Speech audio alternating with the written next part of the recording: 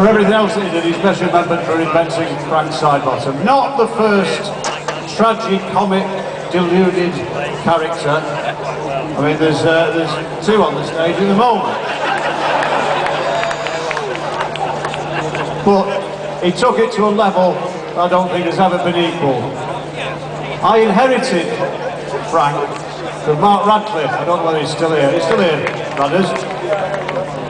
And Mark was going on to join the BBC, and he said, I'll do this Radio Timpani thing. Do you want to have it on your show? I says, yeah, okay. And I listened to it, and I couldn't believe it was fantastic. So eventually I got Frank in live to do a few things, and I couldn't believe how inventive and brilliant he was. And when he was starting to get recognised, there's a lad called Martin Kellner who writes for The Guardian. He's actually, he did work at Piccadilly at one time, but he's from Prestwich. And he came down to interview Frank at the Piccadilly studios. And Frank, I have never seen anything like it in my life. For 2 hours, he kept up this stream of consciousness, of brilliant comedy, all off the top of his head. And it was the most fantastic thing I have ever seen. His creativity is unbelievable.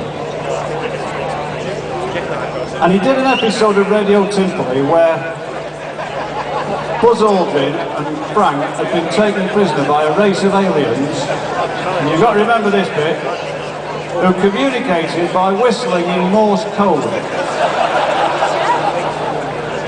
And they thought of a way out of this. They said to the aliens, if we can beat you in a challenge, will you let us go? And the aliens said, which means yes. So Frank says, in that case I challenge you to a game of snap.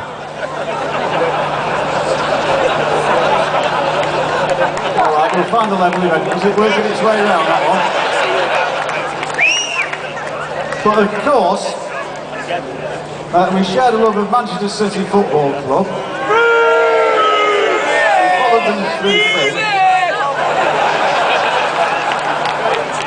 And I don't know if we cast your mind back to the start of the Premier League, and the first Monday night match was City versus QPR.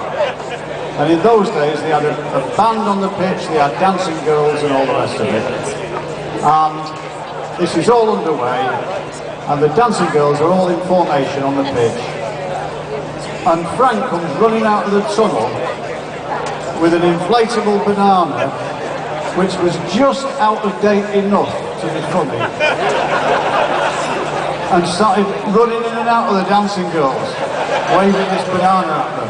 Right? Of course, it was the highlight of the evening, especially near the match that came afterwards. But another story about City, this is absolutely true. If you want to go to he did something else at Main Road. And he had the City kit on and the head, and he did a bit of entertainment before the kick-off, and of course at kick-off time everyone goes out. Frank has to go off the pitch and back in down the tunnel, and he's got a City strip on, and of course he's been put out by his exertion, so he needs a drink.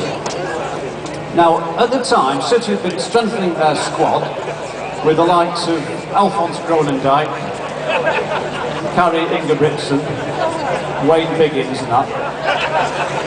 And he goes into the director's bar, where the very nice lady behind the bar is just cleaning up. He takes the head off, puts it down, and of course through running about with the head on, he's soaking wet, he's pouring in sweat. And he goes up to the bar, leans against it and says, excuse me, can I have a pint of lager? And the woman behind the bar looks at him and goes,